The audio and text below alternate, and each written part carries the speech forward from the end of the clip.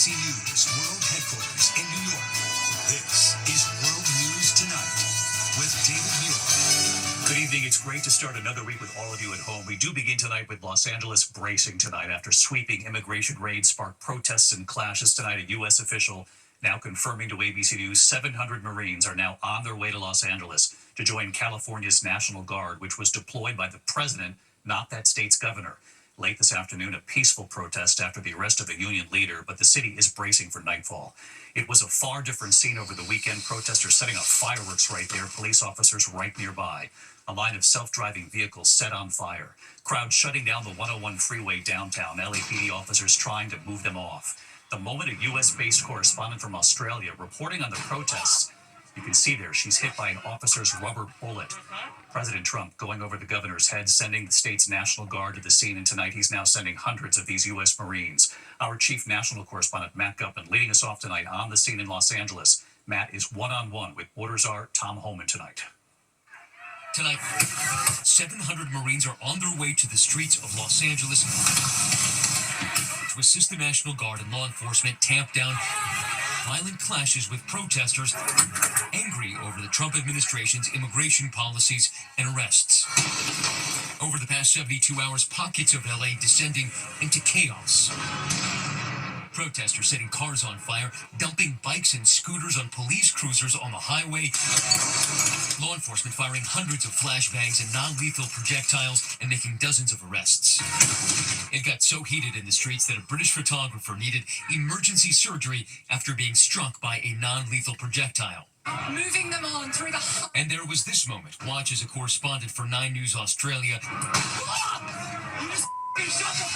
reporting on the protest when an officer hits her with a rubber pellet. And tonight, an escalating war of words between California Governor Gavin Newsom and Donald Trump. Newsom suing the president for creating the conditions for this chaos when he sidestepped California officials to deploy thousands of National Guard troops. Are you going to deploy Marines in California? We hope to have the support of Gavin because Gavin's the big beneficiary as we straighten out his problems. I mean, his state is a mess. Newsom then slammed by Trump and Borders Czar Tom Homan for his response to the unrest. Homan initially suggesting the governor should be arrested, something Trump seemed to support just hours ago. I wish there was to go with Tom. I think he's great. Gavin likes the publicity, but I think it's a great thing. He's done a terrible job. Newsom responding again, calling that an unmistakable step toward authoritarianism. I asked Homan about that. If Gavin Newsom crosses whatever threshold it is and violates the law, do you have the authority to arrest him or if he broke the laws like any other U.S. citizen, we'll ask the Attorney General to investigate and they'll prosecute. Tom Homan's not going to prosecute. Spontaneous clashes began Friday as federal agents conducted multiple operations in and around Los Angeles. By Saturday, protests, mostly peaceful, grew larger when agents were seen staging in nearby Paramount, California. And by Sunday, a convoy of heavily armed and camouflaged troops arrived. We watched as the clashes intensified as the day progressed. Just moments ago, there's some projectiles being thrown. Just moments ago, a motorcycle seemed to try to break through the police skirmish line.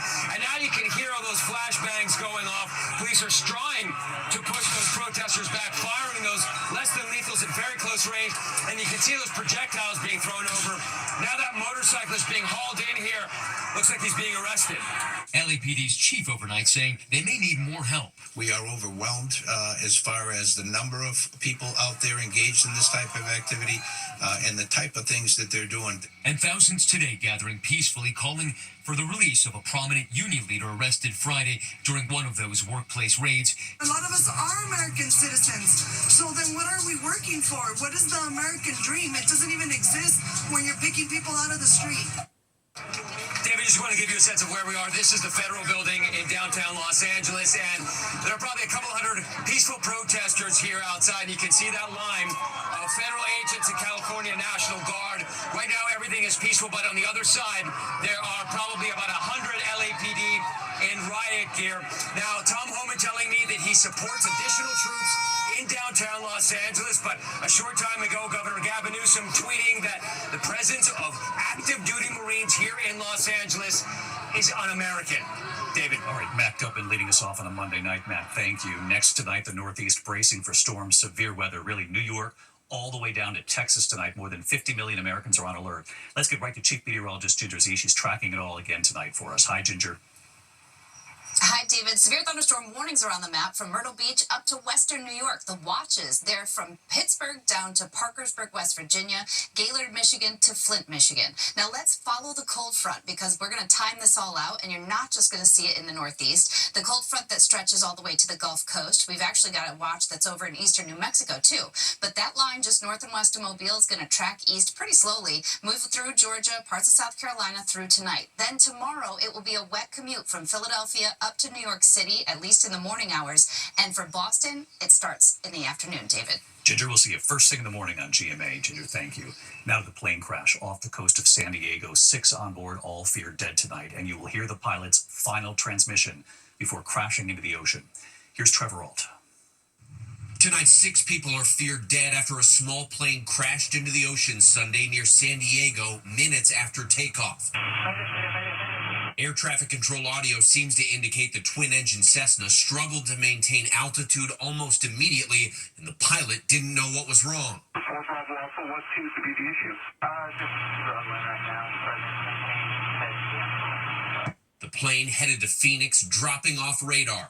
Radar contact along 6 southwest of San Diego Airport. The Coast Guard says they found debris from the wreckage offshore, and preliminary data from the FAA shows every person on board died. It happened the same day this skydiving plane crashed southeast of Nashville, Tennessee. Our Faith Abube in Tullahoma. And that plane crashing here, just 1,000 feet short of the runway. A violent impact, but incredibly, everyone survived.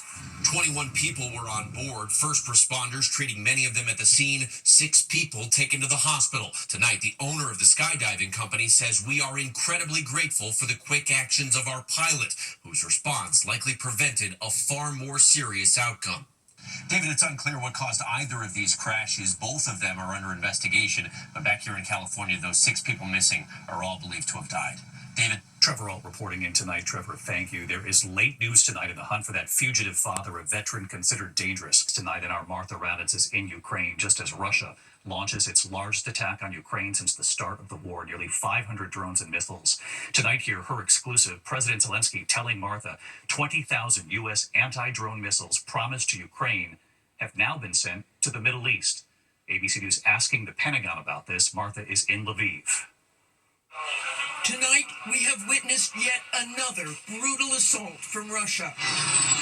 Russia launching nearly 500 drones and missiles, the largest number of weapons fired during the entire 3-year war, sending residents into bomb shelters. Video circulating online showing a Russian cruise missile streaking over western Ukraine. At least a dozen people injured in these attacks, 1 killed. There have already been 90,000 Ukrainians killed in this war, many of them from Dubno, where we are now. And this was a target of the massive attack last night. Tonight, Ukraine's president in an exclusive interview telling me 20,000 anti-drone missiles promised by the Biden administration have instead now been sent to the Middle East by the Trump administration. It was not expensive, but it's special technology. So we counted on these 20,000 missiles. My Minister of Defense told me that the United States moved it to the Middle East. ABC News asked for a response from the Department of Defense. They declined to comment. And David, President Zelensky stressing to me how vital those anti-drone systems are in helping to protect the population here from Russian attacks. But the Pentagon has told us nothing. David? Martha Raddatz, who's been in Ukraine for the better part of a week now. Martha, thank you. Back here in the U.S. tonight, a major court victory for ACT today. Health and Human Services Secretary RFK Jr. removing all 17 members of the CDC's Independent Advisory Board for vaccines in this country. The board makes recommendations for vaccine schedules. They were set to meet on COVID-19 vaccines later this month. Tonight, Secretary Kennedy saying their removal is now a step toward restoring public trust in vaccines. When we come back on this busy news night, the deadly shooting on the Vegas Strip where 2 people have been killed. There's news on the suspect tonight. We also have a major egg recall, nearly 2 million eggs in 9 states. remembering a musician you will remember, his music, the group from the 60s and 70s. And take a look at this tonight, the remarkable rescue right here in the U.S. This is a runaway pet, a pet zebra, being airlifted to safety tonight. We'll be right back. Tonight, there's been a deadly shooting on the Las Vegas Strip. 2 people were killed near the Bellagio fountain. Police say the suspect walked into a police station in Henderson, Nevada, and surrendered.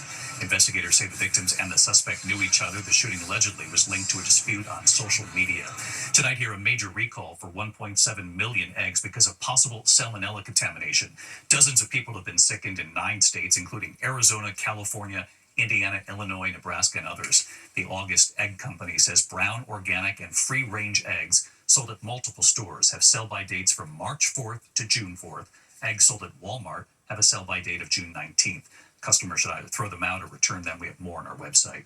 When we come back tonight, the news coming in here this evening on Rod Stewart and that remarkable sight here, that zebra airlifted to safety right here in the U.S. A pet zebra was found in Rutherford County, Tennessee, and here's how they took him home. Ed the zebra was found in a pasture. Look at this, airlifted to safety. Missing for more than a week tonight. We're told he's now back with his owner, and so he's not afraid of flying. Singer Rod Stewart tonight apologizing to his fans for canceling several shows while he recovers from the flu. We love his voice, rescheduling 6 concerts this month, including shows for his Vegas residency. He says he'll be back on stage soon. When we come back,